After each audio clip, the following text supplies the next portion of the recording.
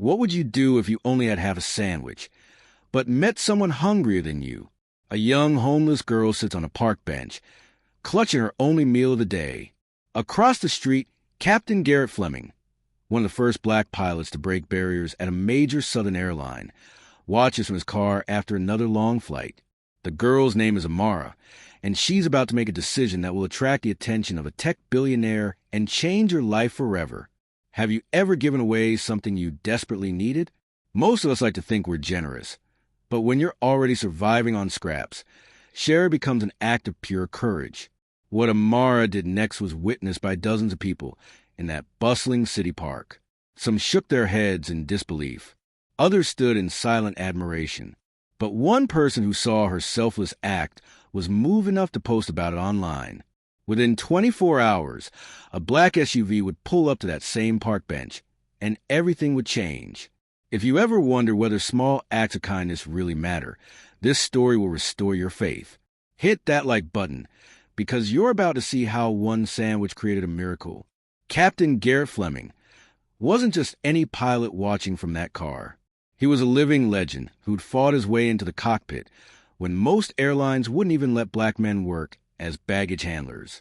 In the 1960s South, the idea of a black commercial pilot was revolutionary. When Fleming first walked into that airline office, the hiring manager actually laughed. "Son, we don't hire your kind for flying," he was told. "Maybe try the kitchen." But Fleming had something that couldn't be taught: unshakable determination and a flying skill that eventually forced even the most prejudiced executives to take notice. After years of rejection, legal battles, and proving himself over and over again, he finally earned his captain's wings. By the time of our story, Captain Fleming had become a local icon. Passengers specifically requested flights with him because they knew his steady hands and calm voice meant they'd arrive safely. Children at the airport would point and say, "There goes Captain Fleming," like he was a superhero. Do you know someone who had to be 10 times better just to get the same opportunity?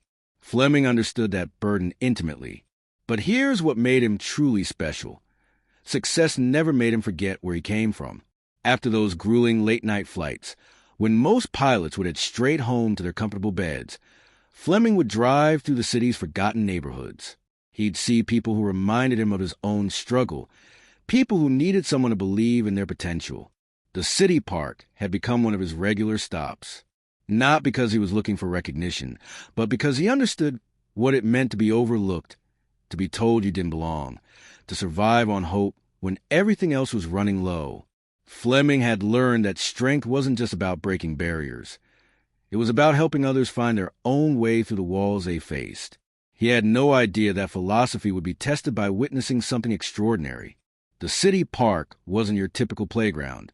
Sure, there were swings and slides where children played during the day, but as evening approached, it transformed into something more important, a sanctuary for those who had nowhere else to go. Families who'd lost their homes gathered around picnic tables, sharing whatever food they could find. Elderly folks who couldn't afford heating bills came for the warmth of community. Teenagers who'd aged out of foster care found safety in numbers. This wasn't just a park. It was a lifeline. At the center of this community sat Amara, barely 16, but carrying herself with a dignity that seemed far beyond her years. She'd been living on these streets for 8 months, ever since her grandmother, her only family, had passed away. Social services had tried to place her, but Amara had slipped through the cracks like so many others. Every morning, she'd wake up on the same bench, fold her thin blanket neatly, and start her day with quiet determination. She'd collect cans for recycling, help elderly park visitors with their groceries, and somehow always manage to find a way to eat at least once. Today had been particularly hard. The recycling center was closed, the local soup kitchen had run out of food by the time she arrived, and the only meal she'd managed was a small sandwich from a convenience store dumpster, still wrapped, barely past its expiration date. That sandwich sat in her lap now as the sun began to set, her stomach reminding her that it had been 2 days since her last real meal. She unwrapped it slowly, savoring the anticipation of finally eating something. But life has a way of testing our character when we least expect it. Just as Amara was about to take her first bite, she heard sniffling nearby. A boy, maybe 10 years old, sat on the playground swing with tears streaming down his cheeks. His school uniform was neat but wrinkled, his backpack looked heavy, and everything about him screamed exhaustion and hunger. "Hey," Amara called softly. "You okay?" The boy looked up with embarrassed eyes. "I missed my bus," he whispered. "My mom works 2 jobs, and she gave me lunch money, but I lost it somewhere. The school cafeteria was already closed when I went back, and now I don't know how I'm going to get home." Amara's heart broke.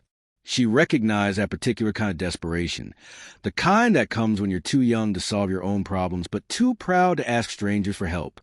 Around the park, other people had noticed the crying boy. Some shook their heads sympathetically, but kept walking. Others whispered among themselves about kids these days, and where are the parents? A few pulled out their phones, but not to call for help, to record what they thought might become an interesting social media post. From his car across the street, Captain Fleming watched the scene unfold. He'd seen enough human nature to recognize a pivotal moment when one appeared. Something about the way Amara was looking at that sandwich, then at the boy, then back at the sandwich told him he was about to witness something remarkable. What would you have done in Amara's situation? Remember, she hadn't eaten in 2 days. Amara looked down at the sandwich in her hands. Her stomach twisted with hunger, reminding her of every empty hour of the past 2 days. This was her meal, her survival, her one chance to quiet the gnawing ache that had kept her awake last night. But when she looked up at the boy on the swing, she saw something that mattered more than her own hunger. Pure desperation in the eyes of a child who was scared, lost, and far from home. Without a word, Amara stood up and walked over to him. She sat down on the swing next to his and carefully unwrapped the sandwich. "What's your name?" she asked gently. "Marcus," he replied through his tears. "Well, Marcus, I'm Amara, and I think you need this more than I do." She broke the sandwich cleanly in half and held out the larger piece to him. "Here, you got to get your strength up if you're going to find your way home." Marcus stared at the sandwich, then at Amara. "But aren't you hungry too?" Amara smiled, a real smile that reached her eyes despite everything she'd endured. "Yeah, I am. But being hungry for a few more hours won't hurt me. Being hungry and scared and alone, that's different. That's worse." Marcus took the sandwich with trembling hands. "Thank you," he whispered, and she could hear a lifetime of gratitude in those 2 words. As Marcus ate, Amara nibbled her half slowly, making it last. Around them, the park had gone quiet. People who'd been walking past had stopped to watch. Some had tears in their eyes. Others pulled out their phones, but this time it wasn't for entertainment. It was to capture something beautiful. An elderly woman sitting nearby whispered to her husband, "Did you see that? That girl just gave away half her meal to a stranger." A teenager with his friends shook his head in amazement. "Man, I complain when my parents buy the wrong brand of cereal. Look at her." Captain Fleming sat in his car with his hands gripping the steering wheel, completely moved by what he'd witnessed. In 20 years of flying, he'd seen people at their best and worst, but the 16-year-old homeless girl had just restored his faith in humanity. One person in the crowd was so touched that they immediately posted about it online. "I just witnessed the most beautiful act of kindness. A homeless girl shared her only meal with a hungry boy. This is what love looks like." Within minutes, that post started gaining traction. 12 hours later and 50 miles away, tech billionaire Desmond Pierce sat in his penthouse office, scrolling through social media between board meetings. As the founder of 3 successful companies and one of the youngest black billionaires in America, Desmond typically ignored viral posts about random acts of kindness. He'd seen too many stage videos and publicity stunts. But something about this post stopped him cold. "I just witnessed the most beautiful act of kindness. A homeless girl shared her only meal with a hungry boy. This is what love looks like." The accompanying photos showed Amara and Marcus on the swings, sharing that sandwich with genuine smiles despite their circumstances. There was no camera crew, no setup, no agenda, just pure human compassion caught in real time. Desmond read the comments pouring in. Hundreds of people sharing their own stories of kindness, of times they've been helped by strangers, of moments when humanity surprised them. But what got to him most were the details people added about Amara. How she helped elderly park visitors, how she'd been surviving on her own for months, how she always put others first despite having nothing. This wasn't just a one-time good deed. This was who she was. Desmond had grown up in housing projects where generosity was rare because survival took everything you had. He remembered his own mother rationing food, choosing between paying rent and buying groceries. The idea that someone in that situation would still choose to share, it reminded him of why he'd worked so hard to build his fortune in the first place. He made 3 phone calls that morning. First to his assistant, cancel my afternoon meetings. Second to his driver, I need to visit the downtown park area today. Third to his foundation manager, I want to know everything about emergency housing for teenagers and scholarship programs for nursing school. By noon, a black SUV was pulling up to the park where Amara sat on her usual bench, carefully rationing her breakfast, a small cup of coffee, and a single donut that would have to last until evening. She looked up as the car stopped, curious but not afraid. She'd seen enough of life to know that running rarely solved anything. That conversation between Desmond and Amara lasted 3 hours. He learned about her dreams of becoming a nurse, so she could help children who felt invisible like she once did.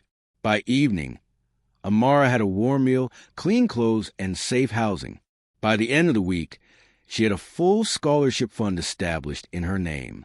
But the real magic happened when Captain Fleming reached out to mentor her. The barrier-breaking pilot and the generous teenager formed a bond that became legendary in their community. Fleming taught her that breaking barriers wasn't just about personal success. It was about lifting others as you climb. Amara's story became a media sensation, but not because of the money or the scholarship. People connected with the truth at heart. Kindness multiplies when witnessed by the right people. Today, Amara is studying nursing while helping other homeless teenagers find resources and hope. The scholarship fund has helped dozens of young people pursue their dreams. Captain Fleming continues mentoring, proving that real heroes create more heroes. If this story touched your heart, smash that like button and share it with someone who needs to believe in miracles. Subscribe to Earthly Tale for more stories that prove love always wins. Tell me about a time you witnessed unexpected generosity in the comments below. Your story might inspire someone else to choose kindness when it matters most.